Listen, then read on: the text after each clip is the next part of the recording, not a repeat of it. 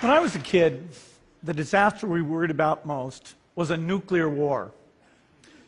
That's why we had a barrel like this down in our basement, filled with cans of food and water.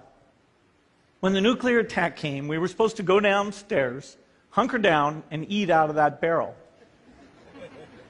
Today, the greatest risk of global catastrophe doesn't look like this. Instead, it looks like this. If anything kills over 10 million people in the next few decades, it's most likely to be a highly infectious virus rather than a war. Not missiles, but microbes.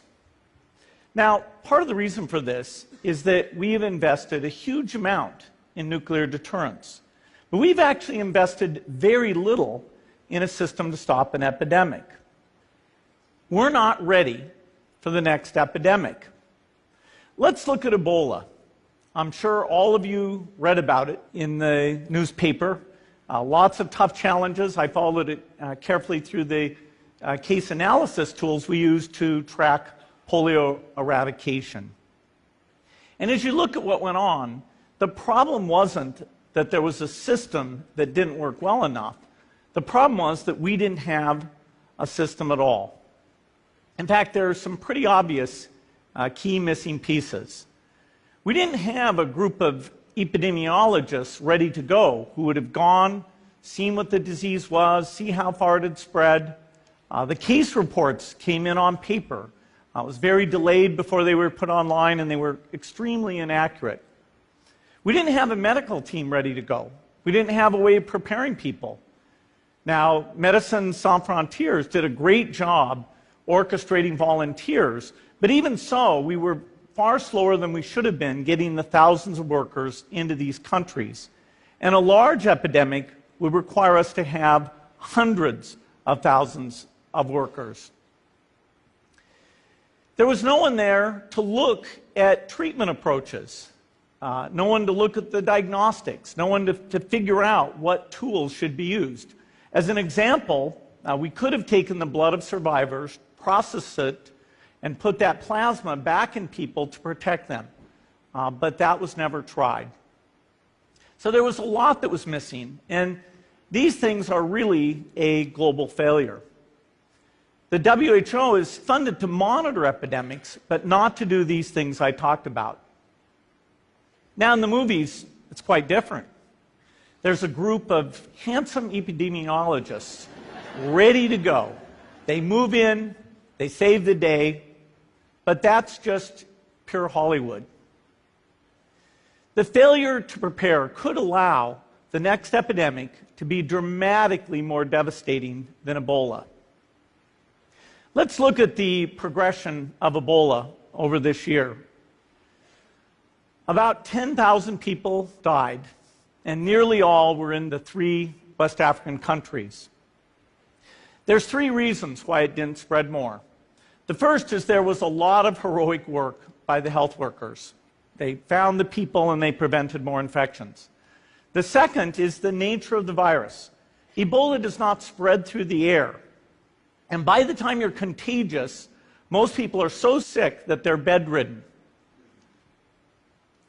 Third, it didn't get into many urban areas, and that was just luck. If it had gotten into a lot more urban areas, the case numbers would have been much larger. So next time, we might not be so lucky. You can have a virus where people feel well enough while they're infectious that they get on a plane or they go to a market. The source of the virus could be a natural epidemic like Ebola, or it could be bioterrorism. And so there are things that would literally make things 1,000 times worse. In fact, let's look at a model of a virus spread through the air like the Spanish flu back in 1918. So here's what would happen. It would spread throughout the world very, very quickly. And you can see there's over 30 million people die from that epidemic. So this is a serious problem. We should be concerned. But in fact, we can build a really good response system. We have the benefits of all the science and technology that we talk about here. We've got cell phones to get information from the public and get information out to them. We have satellite maps where we can see where people are and where they're moving. We have advances in biology that should dramatically change the turnaround time to look at a pathogen and be able to make drugs and vaccines that fit for that pathogen. So we can have tools, but those tools need to be put into an overall global health system, and we need preparedness. The best lessons, I think, on how to get prepared are, again, what we do for war. For soldiers, we have full-time waiting to go. We have reserves that can scale us up to large numbers. NATO has a mobile unit that can deploy very rapidly. NATO does a lot of war games to check, are people well trained?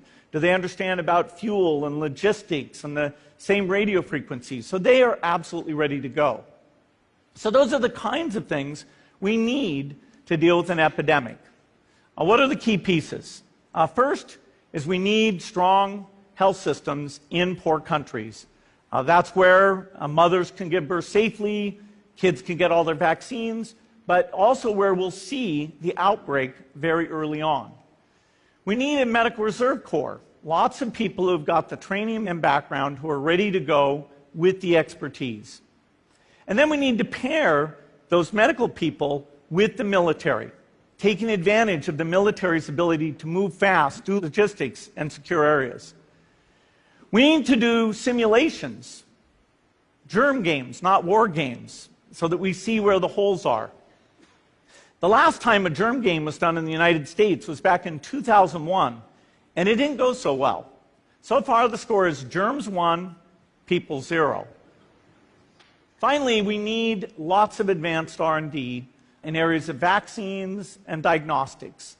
There are some big breakthroughs, like adeno-associated virus, that could work very, very quickly. Now, I don't have an exact budget for what this would cost, but I'm quite sure it's very modest compared to the potential harm. The World Bank estimates that if we have a worldwide flu epidemic, global wealth will go down by over $3 trillion, and we'd have millions and millions of deaths. These investments offer significant benefits beyond just being ready for the epidemic. The primary health care, the R&D, those things would reduce global health equity and make the world more just as well as more safe. So I think this should absolutely be a priority. There's no need to panic. We don't have to hoard cans of spaghetti or go down into the basement. But we need to get going because time is not on our side. In fact, if there's one positive thing that can come out of the Ebola epidemic, it's that it can serve as an early warning, a wake-up call to get ready. If we start now, we can be ready for the next epidemic. Thank you.